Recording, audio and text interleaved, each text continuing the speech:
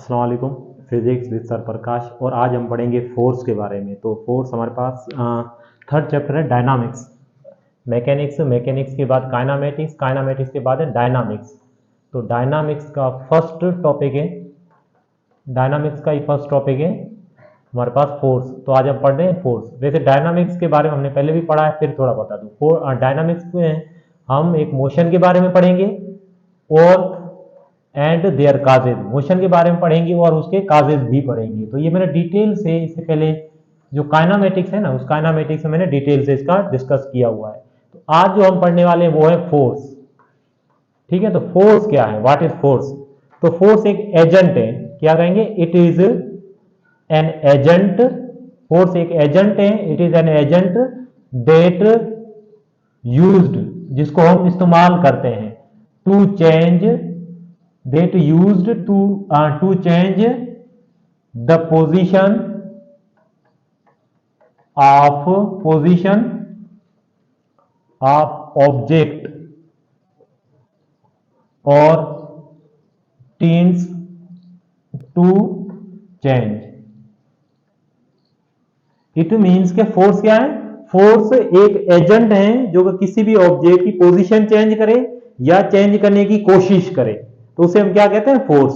एक एजेंट है। देखें, कभी कभार क्या होता है, अगर मैं इस दीवार को फोर्स लगाऊं ना, देखें फोर्स तो मैं लगा रहा हूं लेकिन दीवार की पोजीशन चेंज नहीं हो रही। तो इट मींस के फोर्स क्या है? एक एजेंट है या किसी भी ऑब्जेक्ट की पोजीशन चेंज करने की कोशिश करे या पोजीशन चेंज करे। इसी तरीके से अगर मार्कर जो है मेरे हैंड में, उनकी पोजीशन बार बार मैं चेंज कर रहा हूं फोर्स लगा के, लेकिन इसी तरीके से मैं कहता हूं वाल को जब मैं फोर्स लगा रहा हूं तो वाल की पोजीशन चेंज नहीं हो रही, तो क्या फोर्स नहीं लग रहा? फोर्स तो लग रहा है, लेकिन फोर्स क्या है? कोशिश करती है। फोर्स क्या है? कोशिश करता है किसी भी ऑब्जेक्ट की पोजीशन चेंज करने के लिए या फिर चेंज करता है। तो उसके बाद हमारे पास फोर्स को अप्लाई कैसे करते हैं? It is applied by push और पुल। इसको हम कैसे अप्लाई करते हैं? बाय पुश या पुल। फोर्स को कभी भी आप कैसे अप्लाई कर सकते हो? या किसी को धक्का देके या किसी को अपनी तरफ खींच के। धक्का दे रहे हो इट मींस आप पुश कर रहे हो, या फिर पुल मींस किसी को खींचे, अपनी तरफ खींचना, उसे कहते हैं पुल। तो फोर्स सिर्फ दो ही वे हैं, दो तरीकों से आप फोर्स को अप्लाई कर सकते हो, किसी को धक्का देके पुश करके या किसी को अपनी तरफ खींच के, ठीक है ना, पुल करके। तो फोर्स को जो अप्लाई करते हैं वो हमारे पास है दो तरीके। उसके बाद पॉइंट है कि फोर्स का फार्मूला क्या है। फार्मूला भी कहते हैं, मैथमेटिकल एक्सप्रेशंस भी कहते हैं। तो फार्मूला हमारे पास क्या है? F इज इक्वल टू, ठीक है, F is equal to M A, mass और acceleration. Force is a product of mass and acceleration, ठीक है। उसके बाद ये हमारे पास क्या है? फोर्स का फार्मूला। अब फार्मूला ये हमारे पास है, तो इनका यूनिट क्या होगा? देखिए फोर्स का यूनिट क्या होगा? यूनिट देखो, सिस्टम ऑफ यूनिट के तहत मैं कह रहा हूं। अगर मैं कहूं एसआई और MK system of unit, SI system या एमके सिस्टम ऑफ यूनिट में, एमके सिस्टम ऑफ यूनिट में फोर्स का यूनिट क्या होगा? किलोग्राम। मास का यूनिट क्या है? किलोग्राम। एक्सीलरेशन का यूनिट क्या है? मीटर पर सेकेंड स्क्वायर। ये लिखें, या फिर इसको कैसे लिख सकते हैं? किलोग्राम मीटर और सेकेंड को मैं यहां पर डिनोमिनेटर ऊपर लेके जाऊंगा तो पावर माइनस में हो जाएगा, तो सेकेंड माइनस स्क्वायर ऐसे लिखें। और ये पूरा हमारे पास kilogram metre second minus square जो बराबर होता है न्यूटन के। तो एसआई सिस्टम या एमके सिस्टम में आपके पास फोर्स का यूनिट क्या है? किलोग्राम मीटर पर सेकेंड स्क्वायर या फिर न्यूटन, ठीक है, जिनको हम एन से रिप्रेजेंट करते हैं। इसी तरीके से एक हमारे पास और सिस्टम है, CGS system. According to CGS system हमारे पास फोर्स का यूनिट क्या है? Dyne. According to CGS system force का यूनिट हमारे पास क्या है? डाइन। डाइन का सैंपल क्या है? D Y N. ये हमारे पास क्या है? फोर्स डाइन का सैंपल है। इसी तरीके एक और हमारे पास सिस्टम है, एफपीएस सिस्टम। इसका एक और भी नाम है BE, British engineering system. FPS system या ब्रिटिश इंजीनियरिंग सिस्टम के अंदर फोर्स का यूनिट क्या है? पाउंड। जिनको हम रिप्रेजेंट किससे करते हैं? सैंपल क्या है? एल और बी। एक और मैं आपको इंपॉर्टेंस बता दूं कि एफपीएस या ब्रिटिश इंजीनियरिंग सिस्टम के मुताबिक फोर्स जो है वो क्या है, फंडामेंटल क्वांटिटीज है। Fundamental quantity, force is a fundamental quantity. और इन दोनों के तहत एक हमारे पास एमकेएस, एसआई एमकेएस या सीजीएस सिस्टम, इन दोनों के तहत हमारे पास फोर्स जो है वो ड्राइव्ड क्वांटिटी है। ड्राइव्ड क्वांटिटी, फोर्स जो है ना वो ड्राइव्ड क्वांटिटी है। किसके तहत? एसआई सिस्टम में भी ड्राइव क्वांटिटी है, एमकेएस सिस्टम में भी ड्राइव क्वांटिटी है, सीजीएस सिस्टम में भी फोर्स ड्राइव क्वांटिटी है। लेकिन एफपीएस सिस्टम या बीई ब्रिटिश इंजीनियरिंग सिस्टम में फोर्स जो है वो फंडामेंटल क्वांटिटीज है। ठीक है। इसके बाद अगर इनको इक्विवेलेंट की बात करूं, मिसाल तौर में कहूं कि वन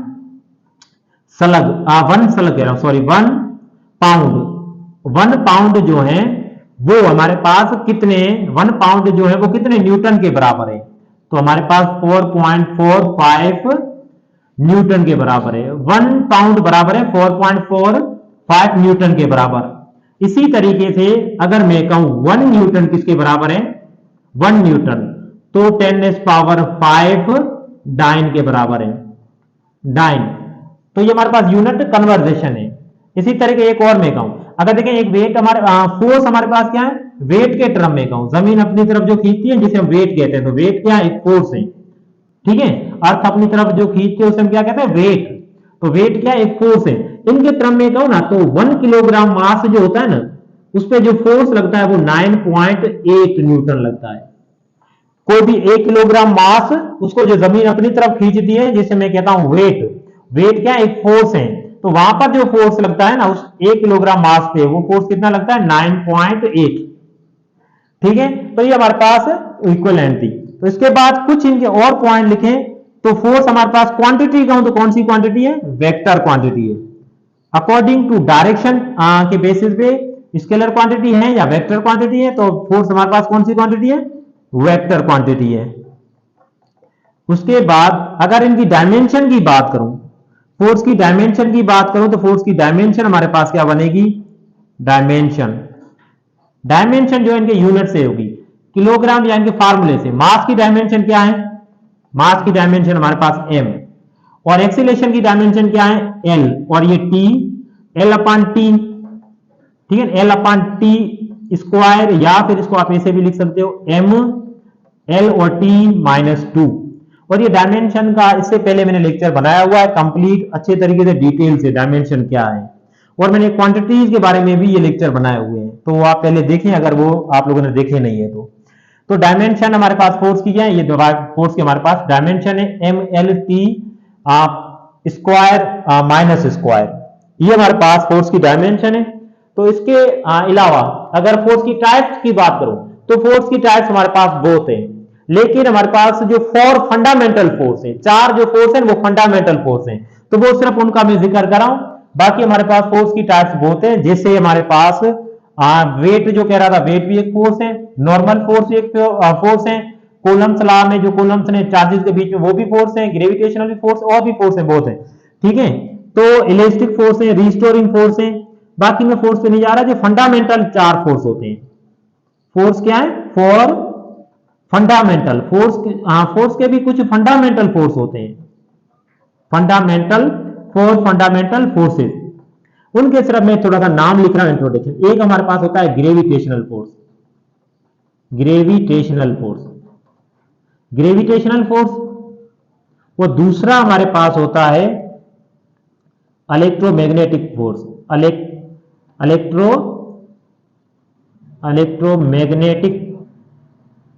इलेक्ट्रोमैग्नेटिक फोर्स। और बाकी हमारे पास 2 weak nuclear force, weak nuclear force, और बाकी एक होता है strong nuclear force, strong nuclear force. तो ये हमारे पास 4 जो है ना वो फंडामेंटल फोर्सेज हैं। इनके अलावा फोर्सेज और भी बहुत टाइप हैं, लेकिन वो हम आगे डिटेल में पढ़ेंगे, हर एक जब डिटेल में आएंगे। तो आज हमारे पास सिर्फ हमने क्या पढ़ा? सिंपल और सिंपल सिर्फ फोर्स के बारे में पढ़ा है। तो आई होप कि इस वीडियो से आप लोगों ने बहुत कुछ सीखा होगा। तो इसी तरीके से इस वीडियो को लाइक भी करें, शेयर भी करें, और इस यूट्यूब चैनल को आप सब्सक्राइब भी करें। Thank you.